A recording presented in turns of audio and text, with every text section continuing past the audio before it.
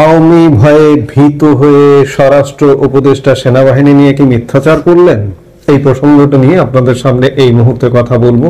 যে 13 তারিখে সরকার পতন হয়ে যাবে তা কিন্তু নয়, কিন্তু আওয়ামী লীগের শক্তি প্রদর্শনটা বিষয়। আওয়ামী লীগ সংগঠিত হয়ে শক্তি প্রদর্শন করতে পারবে কিনা সেটি বড় বিষয়।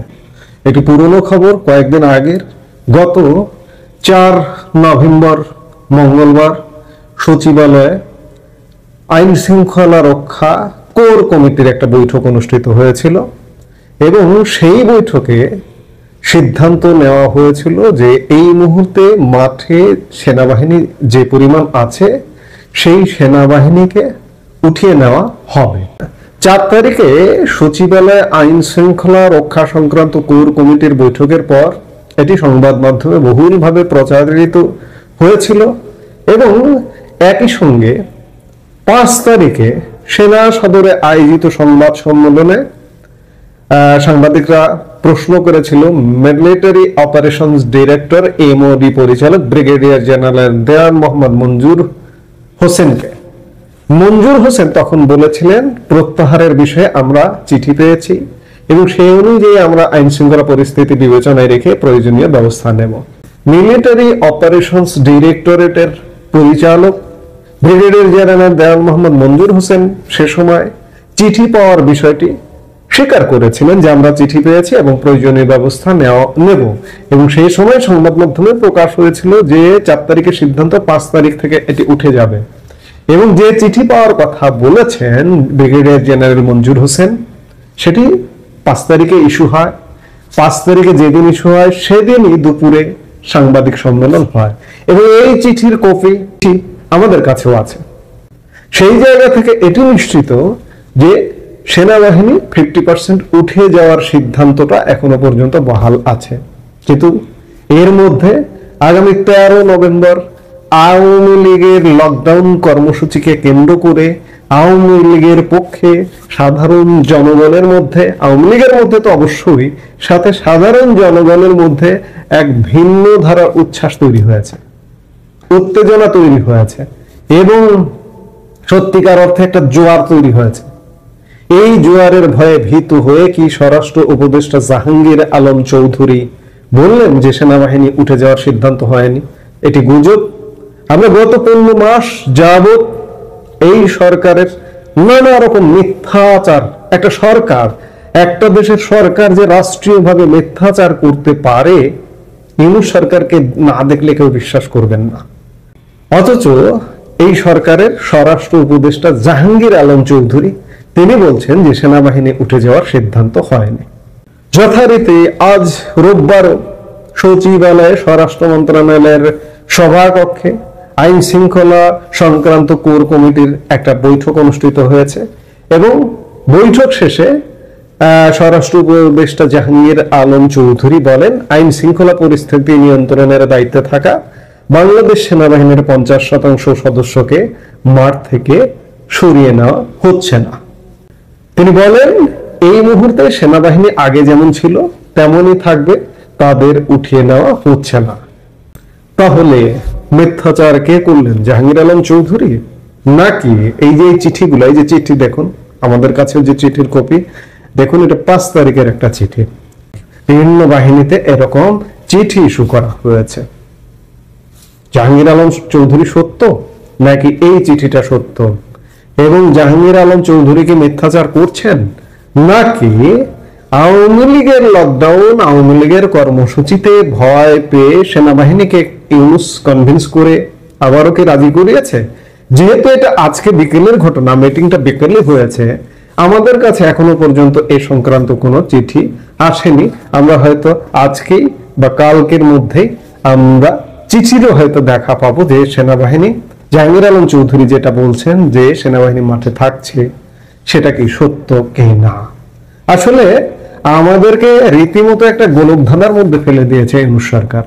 নানা ক্ষেত্রে মিথ্যাচার, আজকে এই ক্ষেত্রটা নিয়েও মিথ্যাচার। যেটি হোক এটি একটা অবৈধ এবং নিয়ম বহির্ভূত সরকার। সোজা কথা, এই সরকারের ফুটবল খেলার, আমরা একটা ফুটবল, আমাদেরকে ফুটবল ভেবে আমরা জনগণ আমাদেরকে শুধু লাথি দিচ্ছে। এই লাথি দেওয়া বন্ধ করতে হবে। আওয়ামী লীগ যে কর্মসূচি নিয়েছে সেই কর্মসূচির উপরে বাংলাদেশের অনেক কিছু নির্ভর করবে। এমনটা বলছি না যে 13 তারিখেই সরকার পতন হয়ে যাবে, তা কিন্তু নয়, কিন্তু আওয়ামী লীগের শক্তি প্রদর্শনটা বিষয়। আওয়ামী লীগ সংগঠিত হয়ে শক্তি প্রদর্শন করতে পারবে কিনা সেটি বড় বিষয়। আওয়ামী লীগের একটা গুরু দায়িত্ব যে যে কর্মসূচি দিয়েছেন, আপনারা শক্তি প্রদর্শনের কর্মসূচি দিয়েছেন, এই শক্তিটা প্রদর্শন করে দেখাবেন, নইলে বড় ক্ষতি হয়ে যাবে। কিন্তু এই হায়নার দল আরো বড় সুযোগ পেয়ে যাবে, এই সুযোগ আপনারা দেবেন না, তাহলে বাংলাদেশের বিজয় অত্যন্ত সন্নিকটে আসবে। যাই হোক, এটি নিয়ে একটা দ্বিধাদ্বন্দ্ব তৈরি করলো যে সেনাবাহিনী আসলে থাকছে নাকি থাকছে না। আরেকটি ঘটনা আমি যেটি বলেছি যে ম্যাজিস্ট্রেসি পাওয়ারের টাইমও শেষ হয়ে যাচ্ছে এ মাসের মাঝামাঝি 15-16 তারিখের মধ্যে, সেটি বর্ধিত হয় কিনা সেটি দেখবার জন্য আরো কয়েকদিন অপেক্ষা করতে হবে। আগামী 3-4 দিনের মধ্যেও বর্ধিত হয় কি হয় না এটি নির্ধারিত হবে, সময়টা এগিয়ে এসে সেটিও দেখবার বিষয়। যাই হোক, যেটি হোক, আন্দোলন সংগ্রাম ছাড়া বাংলাদেশের মুক্তি নেই। আপনারা যারা আন্দোলনের ডাক দিয়েছেন, লকডাউনের ডাক দিয়েছেন, লকডাউন সফল করুন, বাংলাদেশ বাঁচান। এই মুহূর্তে আপনাদের সামনে কথা বলতে চাই, সংকট চারপাশে, সমাধান কোন পাশে, এই প্রসঙ্গটা নিয়ে আপনাদের সামনে এই মুহূর্তে কথা বলবো। দেশ অভ্যন্তরীণ ভাবে এক ভয়াবহ সংকটের মুখে। বারবার বলছি এই কথাগুলো, তবুও বলতে হবে। দেশের অর্থনীতি চলছে না, দেশের ব্যবসা বাণিজ্য চলছে না, দেশের ব্যাংক বীমা শেয়ার বাজার চলছে না, মানুষের জীবনে নাভিশ্বাস উঠে গেছে। অন্যদিকে রাজনৈতিক সংকট এবং আন্তর্জাতিক সংকটও যেন ক্রমেই ঘনীভূত হচ্ছে। গণভোট ও জুলাই সনদ ইস্যুতে রাজনীতিতে আবার নতুন করে সংকট দেখা দিয়েছে। বিএনপি বলছে যে জাতীয় নির্বাচনের আগে জুলাই সনদ নিয়ে গণভোটের কোনো যৌক্তিকতা নাই, আর জামায়াত বলছে জাতীয় নির্বাচনের আগে গণভোট অনুষ্ঠিত হতে হবে। জুলাই সনদের আইনি ভিত্তি ছাড়া জাতীয় নির্বাচন নয়, জামাতের বক্তব্য এমনটা। গত কয়েকদিনে গণভোট ও জুলাই সনদ ইস্যুতে বিএনপি ও জামাতের কেন্দ্রীয় নেতারা একে অপরের প্রতি তীর্যক ভাষায় পাল্টাপাল্টি বক্তব্য দিয়েছেন। বক্তব্যে নানা রকম আলটিমেটাম ও চ্যালেঞ্জ ছুড়ে দিচ্ছেন। তারা নিজ নিজ অবস্থানে অনড় থাকার কথা জানাচ্ছেন। এদিকে রাষ্ট্র সংস্কারে প্রণীত জুলাই জাতীয় সনদ 2025 বাস্তবায়ন প্রক্রিয়া নিয়ে রাজনৈতিক সংকট সমাধানে দলগুলোকে 1 সপ্তাহের সময় বেঁধে দেয় সরকার, এবং এই সময়সীমাটা আগামীকাল শেষ হচ্ছে, আগামীকাল সোমবার। কিন্তু দলগুলোতে আলোচনাই হয়নি, সমস্যা সমাধানের বিকল্প পথ খুঁজছে সরকার। অর্থাৎ সবকিছু মিলিয়ে দেশ একটা কঠিন অবস্থার মুখোমুখি। আন্তর্জাতিক ভাবেও নানা রকম হুমকি ধামকের মধ্যে আছে। আপনারা জানেন যে বর্তমান সরকার পাকিস্তানকে এক প্রকার পেতে দিয়েছে। পাকিস্তান অহরহ আসছে, প্রতিনিয়ত আসছে, এসে কি পরিকল্পনা করছে। ওদিকে ভারত সীমান্তের ওপারে প্রস্তুতি নিচ্ছে নানা রকম।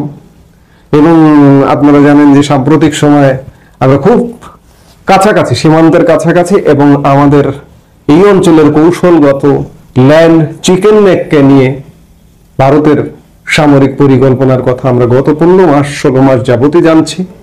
এবং সম্প্রতি আরো বেশি জানা গেল যখন আমরা দেখলাম যে ভারতের সেনাবাহিনীর ইস্টার্ন কমান্ডের প্রধান লেফটেন্যান্ট জেনারেল আর.সি. তিওয়ারি এই 3টা আর্মি বেজে গত বৃহস্পতিবারে ভিজিট করলেন। তাতে এই বিষয়টা নিয়ে আরো বেশি শোরগোল পড়ে গেছে। এবং আমি বরাবরই বলি যে ভারতীয় ইস্টার্ন কমান্ডের সোশ্যাল মিডিয়াটা যদি একটু ফলো করেন, আপনি দেখবেন সাম্প্রতিক সময়ে বেশ ইঙ্গিতবাহী পোস্ট দেওয়া হয় সেখানে। আরো গত পরশু ভারতের প্রতিরক্ষা মন্ত্রী রাজনাথ সিং নিউজ 18-এ এক সাক্ষাৎকারে বাংলাদেশকে, বিশেষ করে বাংলাদেশের ইউনূস সাহেবকে একটা হুঙ্কারি দিয়ে বসেছেন, কথাবার্তা সামলে, মুখ সামলে বলতে বলেছেন। আমরা অতীতের অভিজ্ঞতা যদি দেখি, বিশেষ করে পাকিস্তানের সাথে যখন মে মাসে একটা অঘটন ঘটলো, তার আগেও কিন্তু এরকম পাল্টাপাল্টি বক্তব্য, পাল্টাপাল্টি আক্রমণ, মৌখিক আক্রমণ থেকে এটি অস্ত্রের আক্রমণে পৌঁছে গেছিল।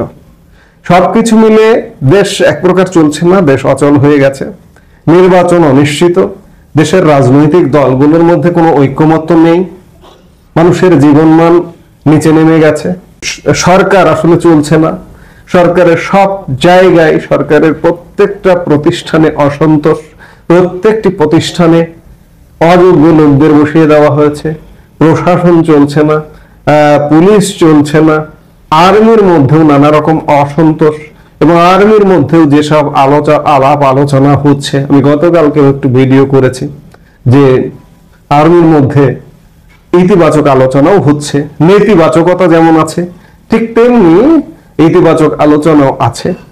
এবং সত্যিকার অর্থে বাংলাদেশকে তো আর বিদেশি শক্তি এসে সরাসরি হস্তক্ষেপ করে বাঁচাবে না। মার্কিন যুক্তরাষ্ট্র এসে ইউনুসকে বলবে না এই ইউনুস ওঠ, কিংবা ভারত এসে বলবে না এখান থেকে সর, এটা বলবে না। করতে হবে বাংলাদেশি ব্যবস্থা দিয়ে, বাংলাদেশি টুল দিয়ে, বাংলাদেশি অস্ত্র দিয়ে। এবং বাংলাদেশি অস্ত্রটা কি, আমি বারবার বলি সেনাবাহিনী, কারণ আওয়ামী লীগ সরকারের পতন ঘটেছিল সেনাবাহিনী দিয়ে, চাপগুলো কিন্তু এখন আসছে সেনাবাহিনীতেই। সেই চাপে দেশের একটা পরিবর্তন যদি হয়, এই যে হানাহানি, মারামারি, কাটাকাটি, এই মুহূর্তে আওয়ামী লীগ বিরোধী রাজনৈতিক দলগুলো বলছে যে আওয়ামী লীগ ছাড়া যা কিছু হতে হবে, কিন্তু বাংলাদেশ কি বলছে? বাংলাদেশ তো বলছে না যে আওয়ামী লীগকে বাদ রাখে একটা কিছু করো। বাংলাদেশের পালসটাও তো বুঝতে হবে। আওয়ামী লীগকে বাদ দিয়ে যদি ইউনূস সরকার একটা নির্বাচন করে, কিন্তু সেনাবাহিনী যদি এটাকে সহযোগিতা করে, তাহলে কি সেনাবাহিনীর গ্রহণযোগ্যতা থাকবে? এখন এই মুহূর্তে যে অবস্থাটা দাঁড়িয়েছে, ডক্টর ইউনূসের চাইতে সেনাবাহিনীর বেশি দায়, কারণ সেনা সহায়তা ছাড়া আওয়ামী লীগ সরকারের পতন হয়নি তো, এটা তো দিনের আলোর মতো পরিষ্কার। আবার সেনা সহায়তা ছাড়া একটা জাতীয় নির্বাচন একতরফা ভাবে করে যাবে ইউনূস সরকার, এটিও তো হবে না, এটিও তো করতে পারবে না।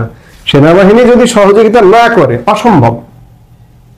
সেই জায়গা থেকে দেশটা একটা চরম সংকটে, সেনাবাহিনীতে চাপ আছে, এই চাপে শেষ ভরসাও সেনাবাহিনী। আওয়ামী লীগের পতন হয়েছে, আওয়ামী লীগ ক্ষমতায় আসতে হবে এটা কেউ বলেনি, আমরাও বলছি না আওয়ামী লীগ ক্ষমতায় না আসুক না আসুক সেটা বিষয় না, কিন্তু ভাই একটা free, fair and credible election তো করতে হবে, এন্ড ইনক্লুসিভ ইলেকশন। আপনি আওয়ামী লীগকে বাদ দিবেন, জাতীয় পার্টিকে বাদ দিবেন, 14 দলকে বাদ দিয়ে আপনি ইলেকশন করবেন, এটি তো হতে পারে না। যার দরুন সব কথার শেষ কথা, সংকট চারিদিকে, সমস্যা চারিদিকে, সমাধান কোন পাশে? সমাধান সেনাবাহিনী। সেনাবাহিনীর এই ব্যবস্থায় আসতে হবে, ব্যবস্থা নিতে হবে যে বাংলাদেশে দীর্ঘস্থায়ী সমস্যার মধ্যে রেখে দেবে, নাকি সমস্যা থেকে বেরিয়ে সেনাবাহিনী ব্যারাকে ফিরে যাবে, এই সিদ্ধান্তটা সেনাবাহিনীকেই নিতে হবে। আমরা আলাপ আলোচনা বিভিন্ন ভাবে শুনি, আলাপ আলোচনা হয়, এটা সত্য কথা। সেনাবাহিনীর মধ্যেও আলাপ আলোচনা, পক্ষে বিপক্ষে মত দ্বিমত চলছে। এই চলতে চলতে আমরা একটা সমাধান প্রত্যাশা করি। এই সমস্যার মাঝে আমরা এইভাবে দীর্ঘদিন থাকতে পারি না। এই জন্য এই রাজনৈতিক দলগুলোর মধ্যে যে বিবাদ, মতভেদ, এগুলো বন্ধ হতে হবে এবং সব দলের অংশগ্রহণে একটা নির্বাচন হতে হবে। সেই নির্বাচনে বিএনপি ক্ষমতায় আসবে, জামাত ক্ষমতায় আসবে, নাকি এনসিপি, নাকি গণসংহতি আন্দোলন ক্ষমতায় আসবে, নাকি আওয়ামী লীগ ক্ষমতায় আসবে, সেই সিদ্ধান্ত নেবে বাংলাদেশের জনগণ। সেই সুযোগ তৈরি করতে না পারলে বাংলাদেশ দীর্ঘস্থায়ী এক গর্তের মধ্যে পড়ে থাকবে। এই গর্ত থেকে উঠাবার দায়িত্ব শেষ বিচারেও সেনাবাহিনীর। এই মুহূর্তে এ পর্যন্ত।